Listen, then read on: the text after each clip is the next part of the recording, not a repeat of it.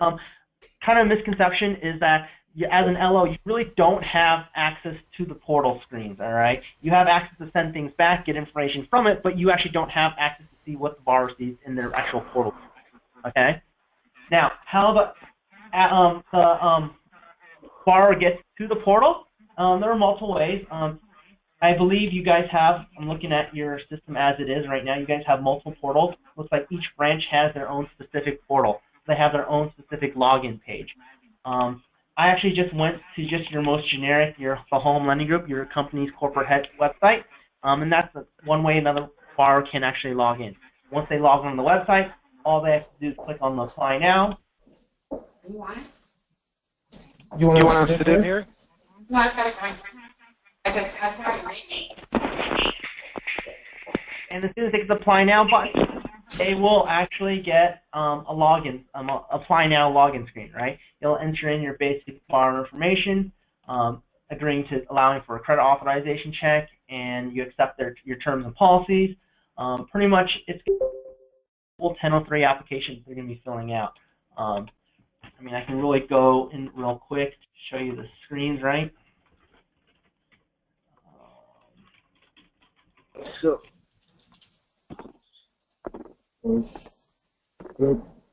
Once you agree to all this stuff, 1, 2, 3, 4, yeah. All right. And pretty much it is like a full 1003 application. You'll go through all the screens, answer all the questions. Pretty much it's a breakdown of the 1003. Once you answer all those questions, at that point, accept or apply, and then it would actually create a lead file within your system. So as the loan, depending on which portal they've gone into, like I said, each branch has their own portal. Each portal is linked up to a specific loan officer. So when they go into those specific portals and they actually apply that loan will automatically be assigned to that specific loan officer as a lead. So I did one just a little bit earlier. I applied through this website, filled out all the information on each page, hitting the next button, filling in all the information. After I answered all the information, I hit apply, and then it created a lead, this lead right here, this Peter Parker file. So as a loan officer, you'd go in, see it. At this point, you'd see all the information the borrower put in. At this point, you could contact them saying, hey, file your application, and then as a loan officer, do what you guys need to do to sell this loan to this borrower, right? You should be getting an email notification. I'm still waiting for mine right now. There is a delay. There should be an email notification sent to the loan officer saying that, hey, there's a new file that you've been assigned to. Typically, like any of your new files that are created for you guys, right? You should get an email notification saying that a file has been created for you guys. So that way you know that there's a notification that there is a new file waiting for you to look at. Now, that's one way the borrower can create an application. And once they create that application, the loan officer can come back into the loan file, and under the document, your eDocs folder, under your document request, at this point you can actually, this will actually say, do you want to give them access to the portal? And this will link it up to the actual email address that was entered on the file. Once you hit the give access, it'll actually send a welcome email, and I'll show you a copy of this, welcome email like this, to that borrower saying that, hey, you can now go to the portal to look at your loan files, kind of the progress and stuff, what's going on with it. They'll have a temporary password, and pretty much all they have to do is enter in their email address and enter in the temporary password. Once you do that for the first time, it will prompt them to change the password to whatever password they want, right? All they have to do is click on this link. It'll take them to the Apply Online website, which is pretty much right here, which will give them access to the portal. Let me just log into the portal real quick.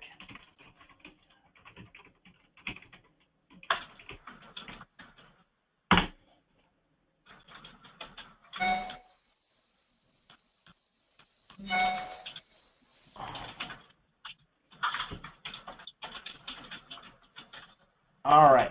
Once they're in the portal with that link from that email, they go in the portal.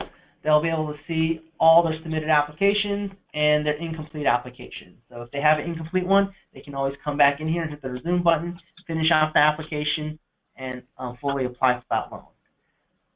Any application that's already put in that's fully applied for and it's going through the whole process will be up top on the submitted application section. All right, so I'll just give you basic information right here on this page, just what that property address is, the loan amount, the purpose, and when it was submitted. To actually look at those loans, all you have to do is click on the view. It's going to have a password. It's going to be somewhat password protected, pretty much asking the last 4 digits of the social security number, one last piece of security advice. At that point, you'll enter in what we call your basic home screen for the borrower.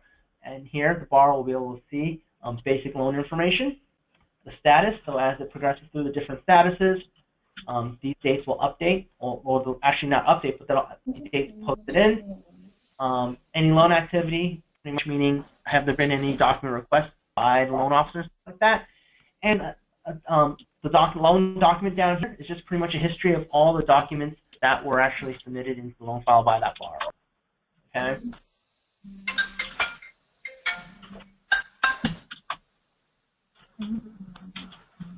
Now, if an application was taken by the loan officer himself, let's say the borrower did not go through the portal, the application was actually taken by the loan officer. The loan officer has now created the loan file in the system. The loan officer can't give that borrower access to the portal too. Same thing, just like before. You go into the loan file, come into the eDocs folder, go to the document request, and once again, up here, instead of saying send temporary password, it would actually say give access. Click on that give access link. Once again, that same email sent out to the borrower, giving them access to that portal. If for whatever reason the borrower forgot their the login password, they can do a self-reset on the website themselves, or you can send them a temporary password to reset it for them automatically for them. All right. If you do that temporary password, it will send out another welcome email, and it'll send out just like that welcome email.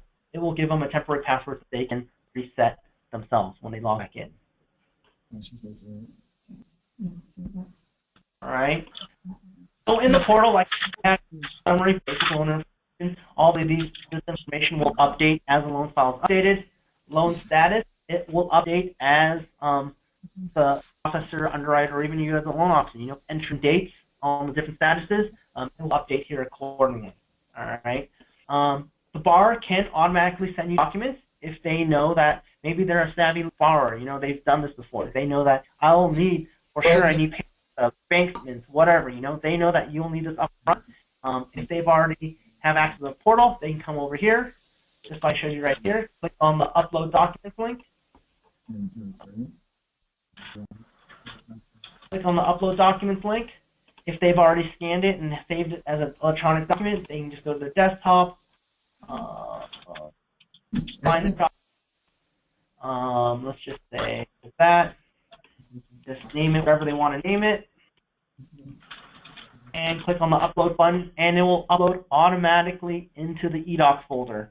It won't be filed under a specific folder. It will only be filed under the unclassified folder, because also they don't have access to your full eDocs system, so they can't really put it into a specific doc type. So your processor or your underwriter will have to actually manually move that document in the unclassified folder to the actual doc type that it's supposed to be within the eDocs system.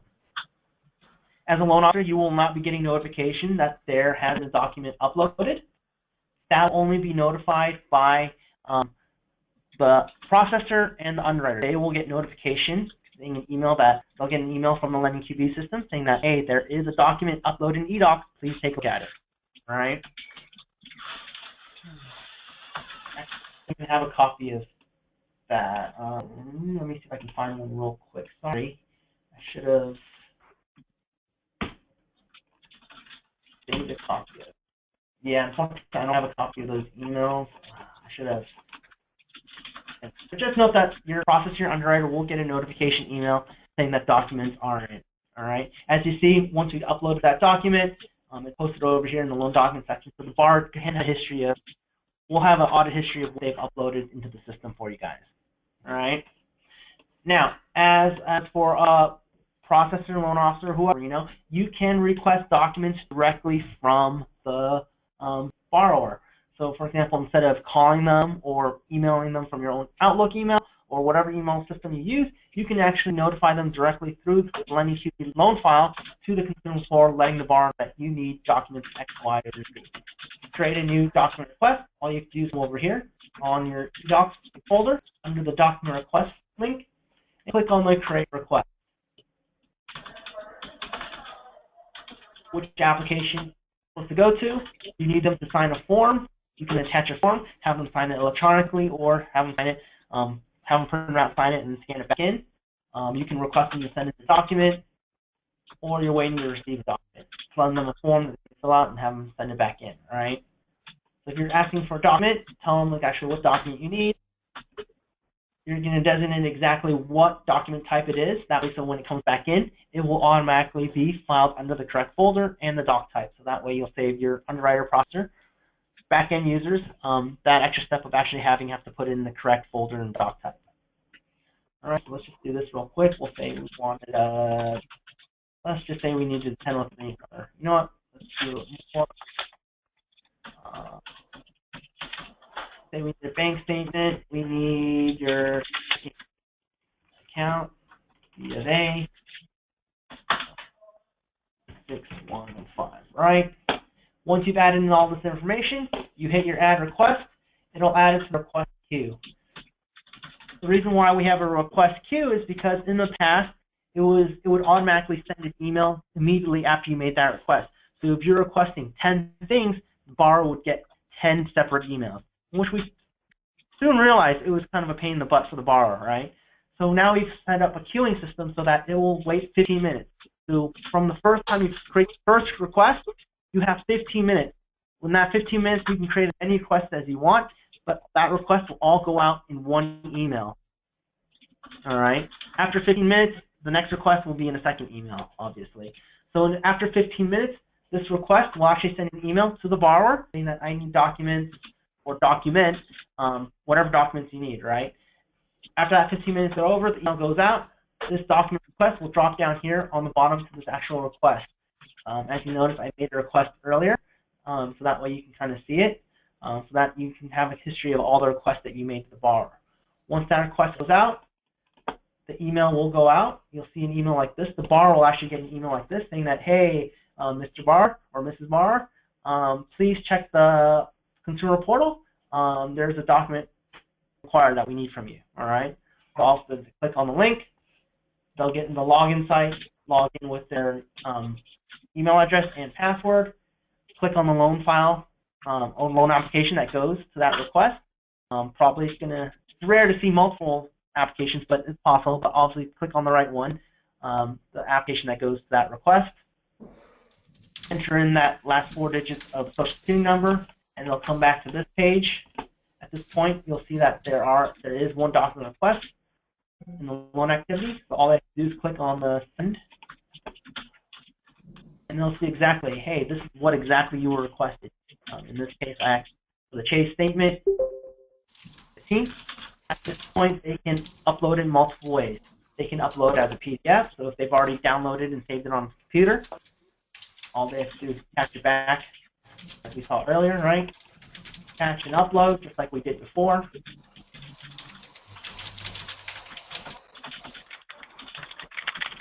Error. Yeah, isn't like that. Oops, I skipped a step. Or they can actually download a cover sheet. As you saw earlier, there was a cover sheet link for it. Let me see if I can quickly trick the system.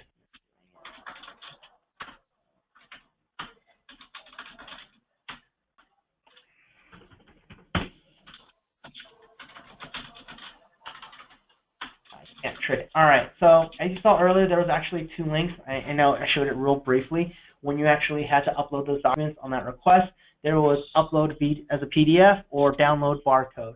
The barcode is just pretty much a barcode cover sheet. It's a fax cover sheet. You guys do have this fax system set up. It would look something like this. Let me just create a barcode cover sheet.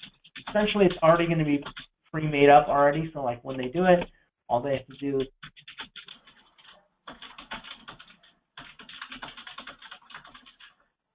it would look something like this.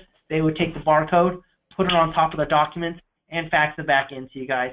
That when they get this barcode, the your system will automatically read the barcode through the fax machine and upload it accordingly to the correct folder and doc type and application. All right. So it's just a generic barcode cover sheet that they've created. They can fax it in.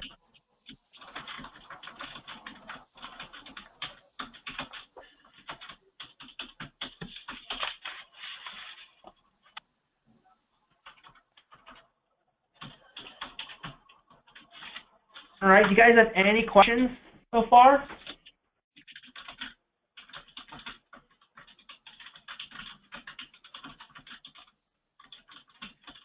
All right, quiet group. That's pretty much it for the portal of how you can access it, or how the bar accesses it. Because like you said, loan officers, you won't have access to it because this is an individual portal for the bar only.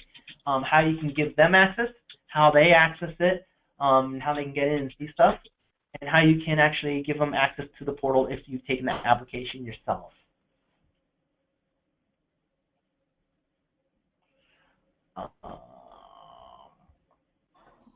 Are you able to send e-docs now? Oh, you're talking about yesterday's issue, correct, Joe? More on e-sign. E-signing? That's, I don't know. That is, you might want to check with your admin team about how the setup is. I don't know how you guys are exactly set up, but you should be in a typical setup. We do allow e-signing through the portal.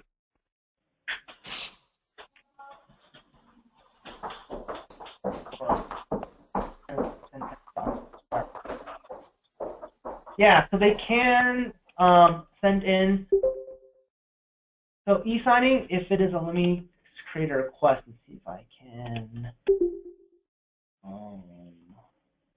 Give me 1 second while I create this request.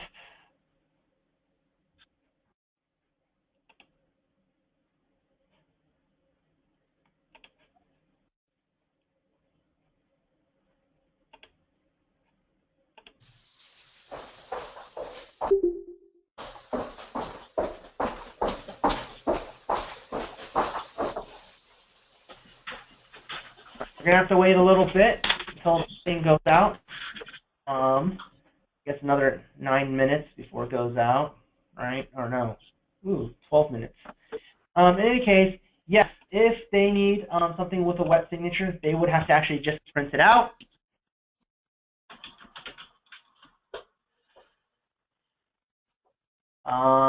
Chris said he checked with Chad yesterday. The lenders haven't been accepting e-sign. Okay, so I guess you cannot e-sign right now. How do they e-sign? Can they send separate docs that require wet signatures? Yes, you can send docs like I showed you, how we send the document request. For the borrower, if they need to send in the document that you wet signed, all they have to do is print out that document through that document request, print it out, sign it, and then they can fax it in, or they can scan it and scan it back in. All right. Did that answer your question, Laura?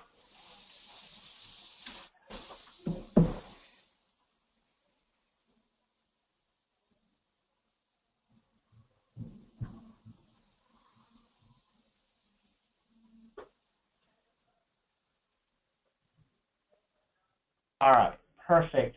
I know I went over the stuff pretty quickly. Honestly, there's not too much on the consumer portal. It's a pretty simple system, how to send things back and forth. There's not much user interface, I mean, except for them logging in and sending requests back and forth. There's not too much else to it.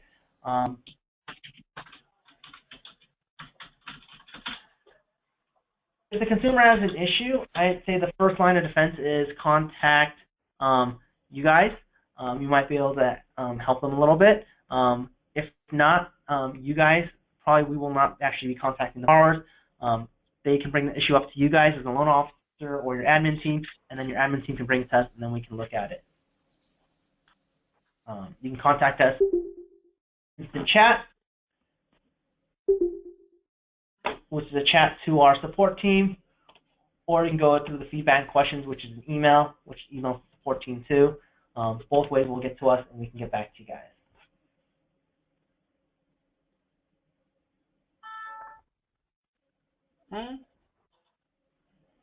All right, and also to answer Joe's question about printing out eDocs and fax or scan it back to us. So yes, they can. They can for sure print out the documents request or whatever documents they have. They can print it out, sign it, scan it, and then either fax it or scan it and upload it into the eDoc system for themselves and send it back to you guys. All right. That's all I've got today. If you guys don't have any more questions, I've made a recording of this so you guys can take a look at it. It might be posted on your